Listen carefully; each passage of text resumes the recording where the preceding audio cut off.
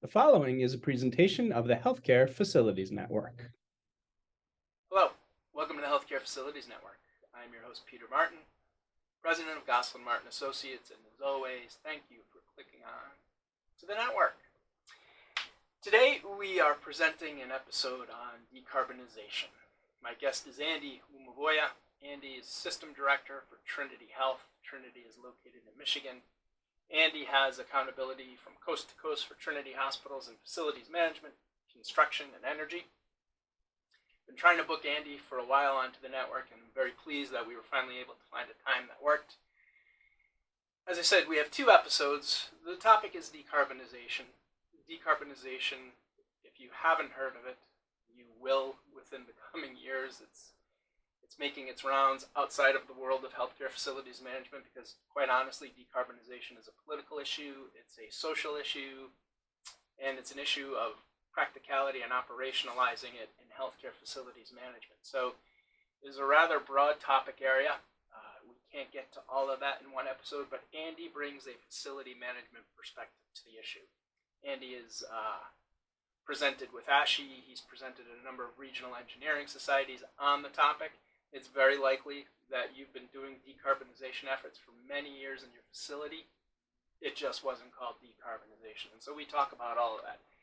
Andy has a very interesting background from a military perspective, from a Native American perspective, and we talk about all of that in these two episodes. This is the lead-in to both episodes. The first episode, we talk a little bit about Andy's background. We talk a little bit about decarbonization. We start to get into that.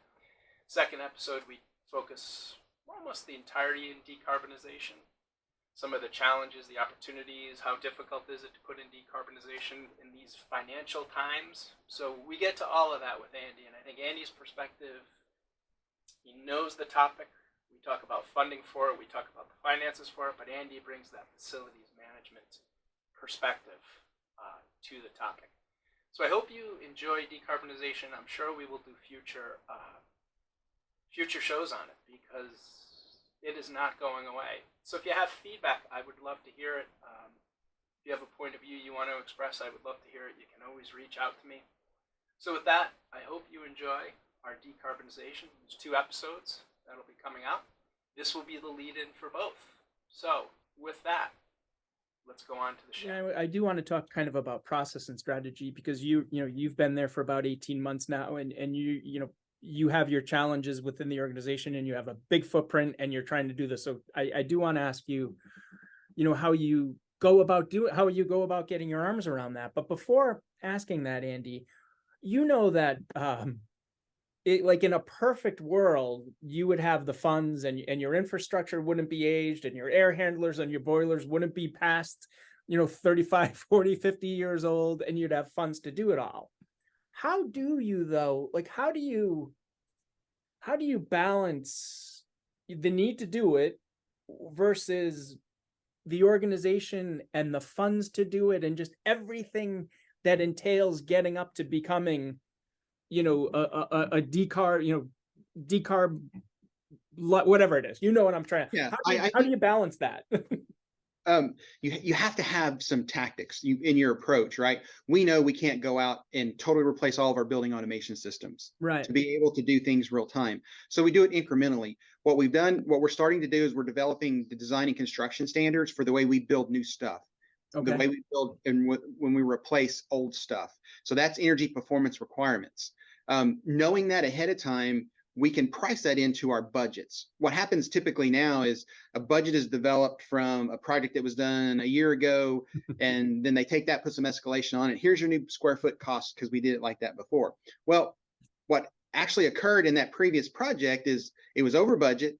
They did a bunch of value engineering, and they cut out all of the efficiencies. They cut out building automation systems potentially. They cut out the ability to manage and monitor remotely, typically. And zone valves, they probably cut those out. That typically happens, right? And those are key components to be able to measure and verify, performance in your hospital. What we're doing now is we're moving all of those standards in the form of owner's project requirements, OPR, up front. So then it's automatically priced into that, and then you can start to allow that to stay with the life cycle of that project. The other thing that we're doing is we're looking at alternate ways to construct our buildings, right? I'm really interested in modular construction, being able to manufacture things off-site, reduce our scope 3 footprint during construction. And then when you think about embodied carbon, the carbon that comes with building materials, you can have more control over that. And when we think about plant equipment, now we're thinking about not totally replacing an air handler, can't afford that, but maybe we can replace the coils, right? Or the motors and bring more efficient motors in and coils, extend the life, but then make it more efficient. So we're starting to think about things like that. A friend of mine over at HCA, he and I had a really great conversation about that, Brian Weldy, about thinking differently about plant equipment and thinking about ways to extend the life, but at the same time make it more efficient. And we have to do that because we know we can't just go out and holistically change out air handlers and building automation systems. So we do it. It's an incremental approach, and then expandable platforms. I tell my folks, whatever we do, we have to be able to expand from that point. So let's not limit ourselves there. Let's think about investing in platforms that are expandable, where we can plug more stuff into it. We can achieve more point connectivity so we can manage and monitor things. And Pete, you and I have kind of had some philosophical conversations just about the labor force, right? So when you can overlay technology into this, you don't necessarily rely on a FTE walking to a piece of equipment when something's going on. You can do it remotely, even remote PMs, right? You can do a PM remotely now. And if you can think about it like that, then you can focus those FTE precious resources on where they really need to be to keep your facilities maintained and keep all your PMs up to date. So is it fair to say, or is it accurate to say, I guess is a better way to put it, Andy, that, as you're thinking about decarbonization for Trinity or whomever you work for, there's a couple of different sides. One is future, and you just, your OPRs and the modular construction. It's funny you mentioned modular construction. We went out to dinner last night at one of those Saga. It's when they cook the food right at your table. It's kind of fun. But while I was there, I happened to notice that on the TV, Beth Israel Plymouth is one of the hospitals out here. They on the TV, I was like, what is that? Because I couldn't hear it, but they're doing modular construction for 25 beds. And I'm glad you brought that up, because I want to look back on it today, because you could see them, they had the crane and they were placing the modular construction in place, and the Chiron underneath said 25 beds built modularly. So I want to kind of go back and look at that. So thanks for mentioning that. But do you have a couple of different buckets for future, but then existing? I mean, you can't think of things one dimensionally, right? You've got to be all over the place. Is that accurate? You do. And, I tell anybody that will listen to me, anything we do today, we're going to have to live with for the next, 20 to 25 years, depending on the life of the asset and the fact that we're going to have to be in a decarbonized environment. So whatever we do today, we have to live with for tomorrow, but we have to bring this aged infrastructure up, up to the point. So we will deploy strategies for all that, because you want to absolutely address that backlog of capital infrastructure, and then be able to overlay your efficiencies into your new construction. So those buckets are different, really. A lot of this is capital construction. Some of the repairs and maintenance, we can fund those operationally, but then major equipment replacement will have to be capital too. So we have to be able to balance that. And oh, by the way, we've got aged roof systems, aged building envelope, aged elevator systems that have to be replaced too. So there's a lot of competing priorities out there that we have to more or less triage when we have capital available. Well, and that's what I was going to ask you relative to that aged infrastructure, because even going back to reading, that ASHI listserv, that was, some of the folks who were not against it, but concerned with it, they're talking about their aged infrastructure and the capital. How do you balance that part of it, and how do you view it, and how do you move it forward? And it's not a quick fix, I'm sure. So how do you view all that aged infrastructure? You got buildings all over the country. Well, I always like to think of managing as a system, and managing a system, which would mean you'd have system platforms. You'd have a system, computerized maintenance management system, a CMMS, where I could go in and look at all of the assets. We had that at CHI and at Common Spirit. We're working toward that end at Trinity, but you have to be able to manage yourself as a system so that you can do quick assessments on your infrastructure, your conditions, your maintenance histories. That will help you prioritize, the replacement part of that, or it will help you make that critical assessment. As I can extend the life, I can add, replace the chiller, motors.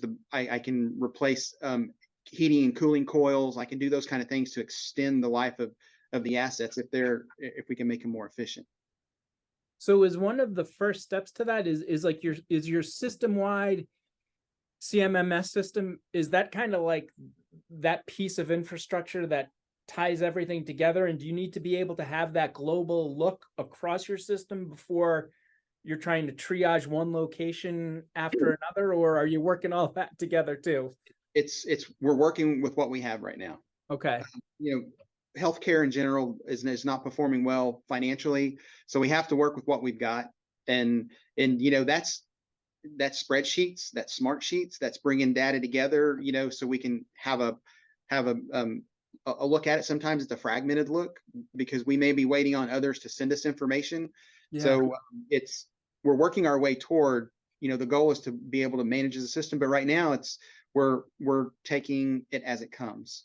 But we're in the background, we have plans in place to be able to manage the system. We're developing requirements for system platforms, for CMMS, for construction project management. So when we get the opportunity to move forward, we're going to do that, but we're having to manage it kind of not as a system right now. And that's going to make it difficult, I would imagine. It's challenging. Yeah. Yeah. Do you, and so, just, I thought of this while you were talking. These ideas like decarbonization, you're going to get buy-in. You're going to get verbal buy-in at the corporate level of leadership, because nobody's going to say, no, we're not doing it. So this is me talking. This isn't you talking. But I remember, and I've been out of hospitals now for about 11 years, leadership thought these ideas were great. And then they saw the cost that went with it, or they saw the impact that went with it, maybe with FTEs that you needed or capital you needed. And so you have to be kind of aligned, right? Do you feel, not necessarily Trinity, but across the board, is that alignment between leadership and decarbonization and what it actually takes in practical terms to accomplish that goal? Is that support there? Because without that support, you really can't get there. And that's cash. It's there. I think it's there in parts and pieces, but our healthcare leadership are doing everything they can to maintain quality care for the patients, and that takes capital resources. So they kind of prioritize there first and move their way out. And when I talked about earlier about pressures with ESG, I think that's going to be one of those catalysts that's going to motivate them to think differently about it. They know it's important. They're not, turning a blind eye. They're just having to focus with, the resources that they have available to provide that quality care for the patients. Now, not-for-profit faith-based systems, their margins are very, very low. Yeah. And we're talking 2-3% maybe. So we have to be very strategic in the way that we manage the capital programs and how we invest. That's why we have to think differently. Again, back to our conversation about doing things differently to extend the life of equipment, make it more efficient without totally replacing it. And then in today's world, with the supply chain delays in delivery of equipment, you're looking at 60+ weeks, and that takes your construction schedule and moves it 60+ weeks, right? Just because you're waiting for major assets to be delivered. Right. It could not have come at a more challenging time. And I know people always say, hey, listen, you guys, you guys are in facilities management, you're can-do people, and you are can-do people, but you also have the realities of, you talked about budgeting, but even, getting talent. And then when you get talent, just take nurses, what you're paying your nurses out of your everything's taking your funds at a time when it's difficult, when you're trying to spend cash on something worthy like decarb. You have all these other areas that are siphoning those funds off that are astronomical compared to what they were pre-COVID, and you can't do anything. What can you do about that part of it? Yeah, you're right.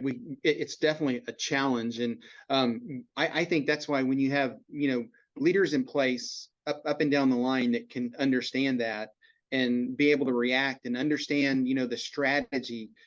They're the ones who help make that successful. They get the fact that there's challenges out there, and they're very smart people. Like I said earlier, we're our own worst enemies about this aged equipment because we're very good at maintaining it. So we continue to do that. And Bob, can you make it last another 12 months? And he'll say, I can do it. They go back and they figure it out. And, we can't do this alone. It's important for me to say that, we got to have the right vendor partners and relationships to help us achieve this. And it's establishing those key relationships and the ability to know that you don't have to manage a vendor that comes in, that they can come in, they introduce, or check in and they go do their work.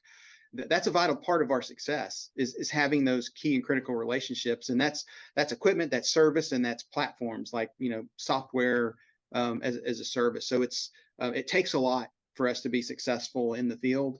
And it's all about those key and strategic relationships.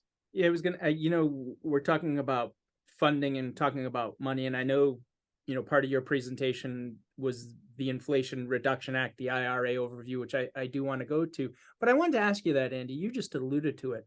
This decarbonization in and of itself could almost be a full-time job for a person. And you've got that overlaid, and I'm sure many of your colleagues, same way with FM, with construction, sustainability, of course, it's part of it. What type of a team do you need to put together to take on a challenge like decarbonization or a project like that? Can you talk about team formation and what your philosophy is as you do that? Yeah, well, I'll tell you, it can't be a part-time assignment if you're launching a program. It's going to take a full-time resources, probably, depending on the organization, 3 to 4 full-time resources, one that is a senior leader that has the ability to bring people to the table and authorize change in the way the company does things. And if you look at the Climate Action Pledge, if you look at the AHA survey that went out last year about decarbonization, and the proposed Joint Commission Sustainability questions or elements of performance, they all had a common theme, which was accountable executive. And you have to be able to have that. And you have to be able to have multidisciplinary folks that understand the 3 scope categories. Scope 1 is kind of fleet vehicles, that's burning your fuel in your hospitals, that's plant equipment. Scope 2 is your utilities, it's where you're buying that from. And the Scope 3 is everything else. That's the supply chain, activities, that's upstream and downstream products coming into the hospital, and it's how you manage them, not only in the hospital, but life cycle. That's fleet, not fleet travel, but that's corporate travel, that's commuting. All of those things fall under the Scope 3 category, which requires you have kind of a multidisciplinary approach to your team to manage that program. And then you would need to have a platform that all this data goes into, like that single source of truth that can manage the scope categories, that can integrate with Climate Action Pledge reporting programs, and then can have the ability to monitor yourself with respect to your goal, how you're doing that. Wow. That's quite a bit. There's a little bit to it. That's why I say it can't be a part-time job for somebody in a large system. It just won't work. Those scope 1, 2, and 3 that you just described, are they part of the Climate Action Plan, which is part of the decarb part of it as well? Are they all the same? They're the heart. So that's the heart of decarbonization, is everything falls into those 3 scope categories. And you have to do inventories in those categories to understand what your footprint looks like. And then that's when you start to overlay your tactics and techniques in to reduce those categories. And typically, when you do your full accounting, what I've seen is there's usually this 80-20 split.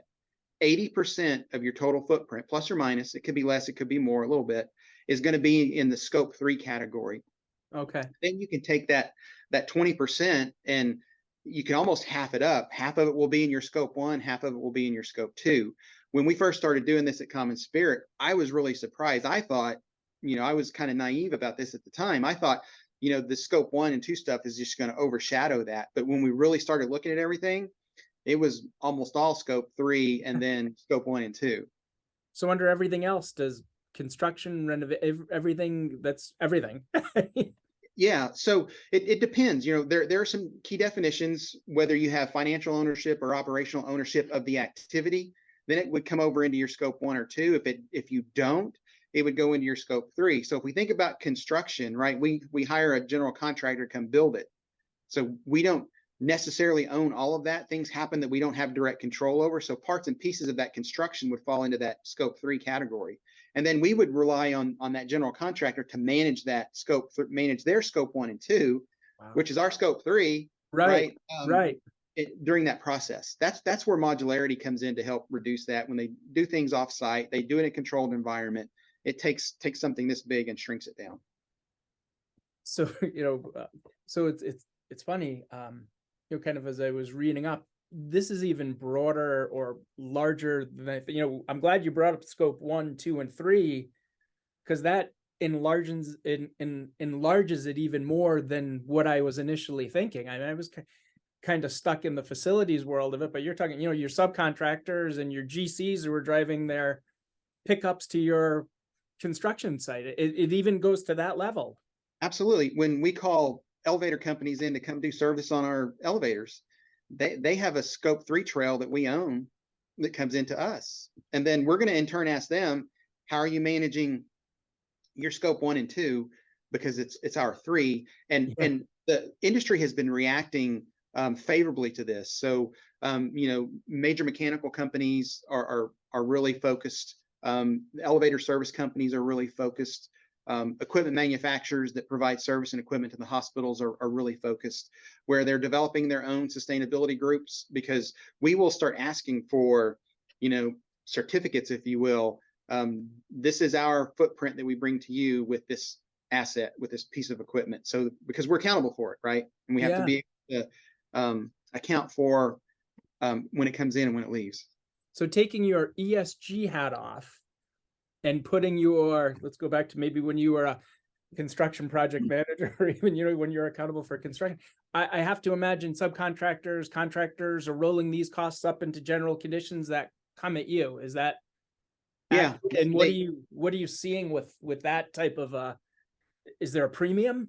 Yeah, we're on the very front end of this right now at Trinity, because the majority of our projects really have already been in flight, but I'm having conversations with general contractors about the future, about how we manage, the whole scope 3 process in the future as you build for us or for healthcare, as somebody's going to ask them.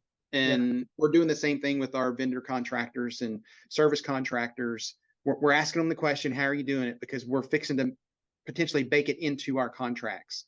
The same thing with IRA. You mentioned that just a little bit ago. Now that that's available for not-for-profits, we're having to clue our general contract partners in on that, our design partners, that we're going to be asking for this. We're going to be asking for 179D incentive. We're going to be asking for 48 investment tax credit incentives. But they say, you're not for profit. I said, we're not for profit, but it's available to us. So some of it isn't direct pay, some of it's assignable, but it still becomes a financial incentive that drives the ROI of the project down, which makes it more attractive for that CFO to approve, because we've got a good project that can reduce your energy. The ROI is very attractive because we're able to overlay these incentives on top of the cost of the project. So the IRA, and again, if we look at this this magazine, the IRA is the Inflation Reduction Act, was signed August 2022. It was the largest climate change legislation ever enacting, providing $369 billion in tax incentives and grant and loan programs. So is that, Andy, is the IRA, and I know that there's still some work to do with that through the process and what it means and what it doesn't mean, but is that a mechanism to help fund some of these decarbonization projects that maybe there's not a lot of cash for? Is that what it is? It is. So we've got 2 projects that we're piloting right now. One is under the 179 Cap D, which is it's not a direct pay, it's an assignable tax deduction. So it's the value of the project based on your designer or your general contractor's tax bracket. They will assign a value of that project, and we can then assign that deduction to them. So we give them an official letter. So when they file their taxes, they get to include that as a tax deduction for this project. They in turn reduce the cost of the project to the value of that deduction letter. Okay. That's an assignable. A direct pay is, we've got a project that we're looking at for thermal storage. That makes it available under the 48 ITC, the investment tax credit. So if that means it's about 30% reimbursable to us of the project. If it's domestically manufactured, there's another 10% we can overlay on top of that. If it's in an energy community, there's another 10% we can overlay on top of that to potentially get, a 50% rebate on that. But what happens is, because we're not a tax exempt entity, we still file a tax form at the end of the tax year. And in the form, it identifies the project and identifies the value of the project and the value of the refund that should be coming back to Trinity Health. And then we get a refund check in the amount of the 30% of that project. So that's kind of, in short, how it works. We're working with some major tax consultants to make sure we do it the right way the first time. But I kind of feel like I'm an honorary tax attorney because of all of the research I've been doing on these tax codes. Yeah. How much of, and I know we get a couple more questions because we're coming up on our ending, but how much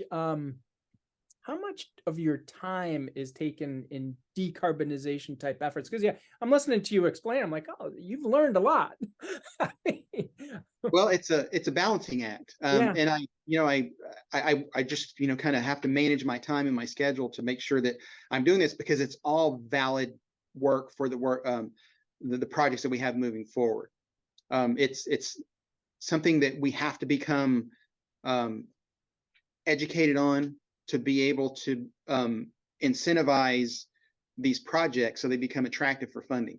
The 179D project is a LED lighting project over 1 million square foot hospital.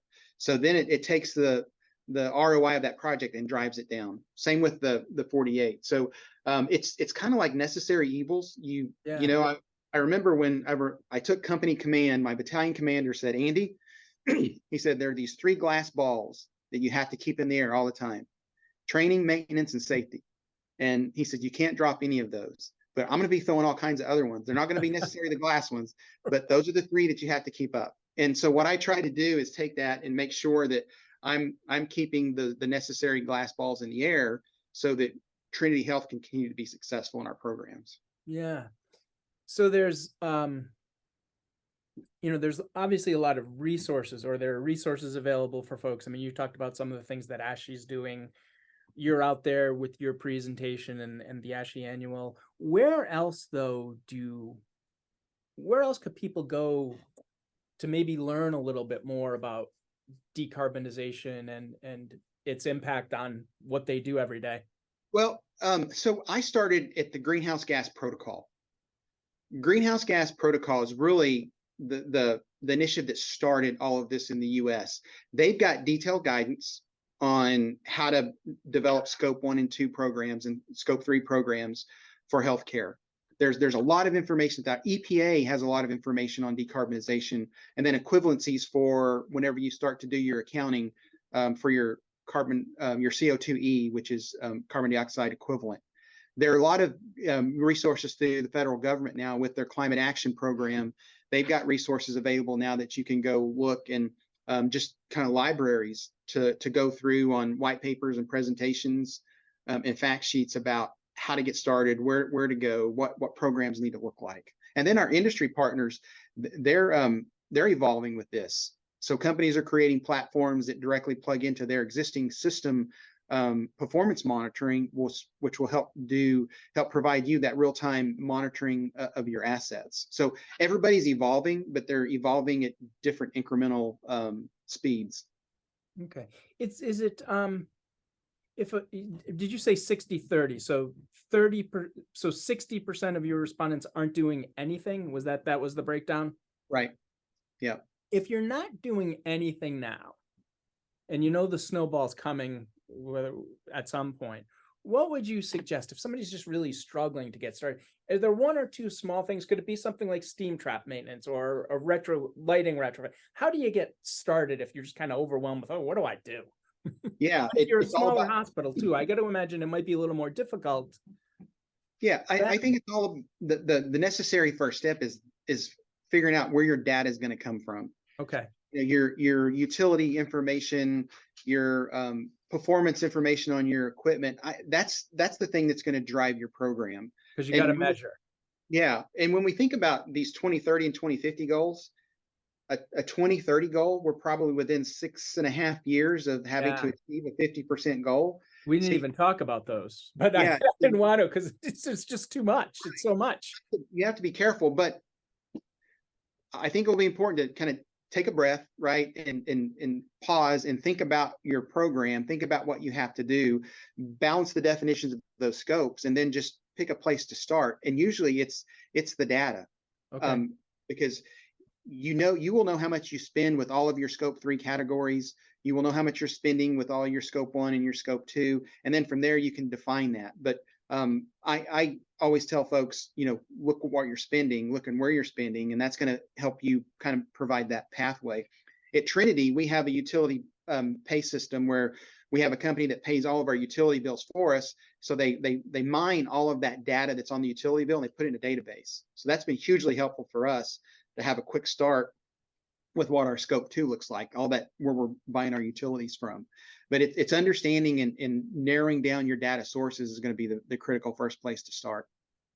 One of the things I think of, so that's great advice as to where to start. One of the things I think of, and this isn't necessarily related to decarbonization, and this is going back to kind of that labor pool and, the future going out 3 to 5 years in facilities management.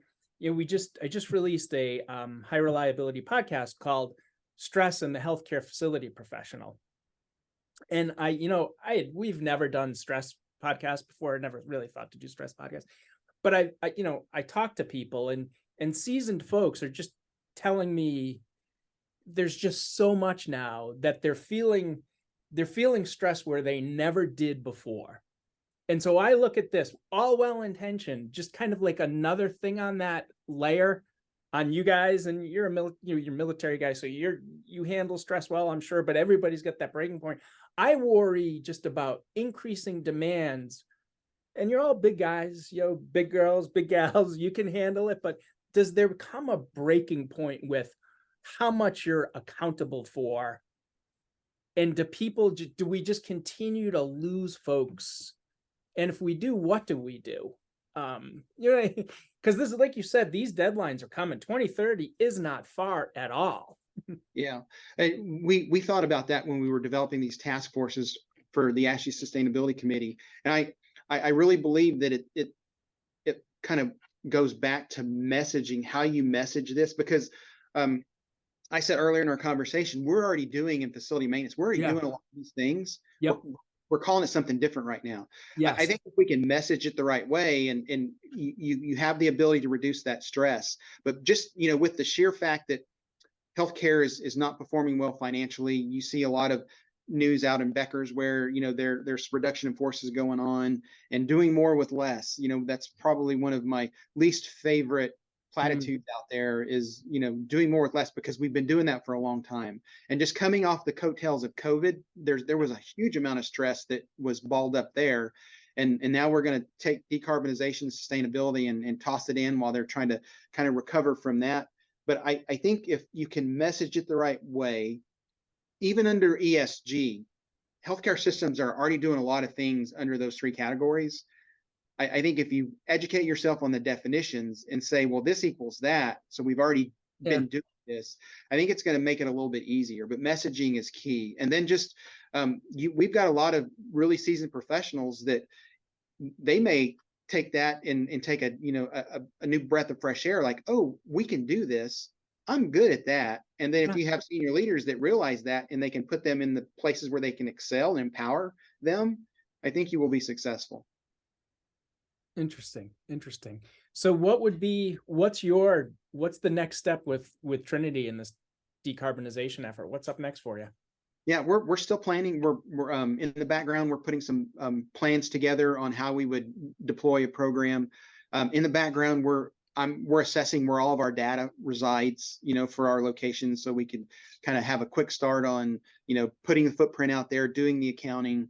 We're looking at energy performance monitoring real time now. We're making sure that whatever we do today, we're going to be able to leverage and expand on tomorrow. Wow, a lot going on. Last question, and this is a softball because I want to ask you, what is the baseball behind you? I can see writing on it. What is So the that ball? is that was a great story for my daughter. That baseball came from a Big 12 baseball game between OU and Seton Hall that they played in Louisville. So it was Okay. about 7 years ago. So I got to get my daughter all dressed out in all my OU baseball stuff.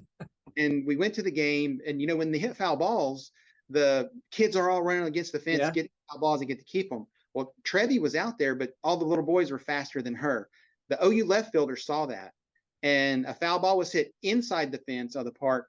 He runs to the corner. He picks the ball up. He jogs over to the fence. He points at Trevi. He said, "Come here." She came up there and he handed the ball over the fence to her. Oh, that's a great story. It is. It was awesome. And I was just like, man, that was really great of him. And what sportsmanship to see that and include her in that whole experience of being at a baseball game. Yeah, it is amazing how much a foul ball or a home run where the bleachers maybe aren't packed, everybody's running towards it. It's almost like a Pavlov's dog type of a thing. She must have been very happy to get the ball. She was very happy. Excellent. Well, I'm glad I asked you. So I want to thank my guest, Andy Woommavovah from Trinity Health. I appreciate that, Andy. And maybe we can do a follow-up at some point in the future. There's a ton to get to, but I think this is really helpful as an intro. So I really appreciate your time. Oh, it's been an honor. I appreciate Peter, and I hope your audience is able to take a few nuggets back from it. I think they should be able to. Maybe they'll watch it a time or two to be able to. So I'm Peter Martin from the Healthcare Facilities Network. Thank you for watching, and we will be back in the future with another episode. Have a great day. Thanks, everyone. Thank you, Andy.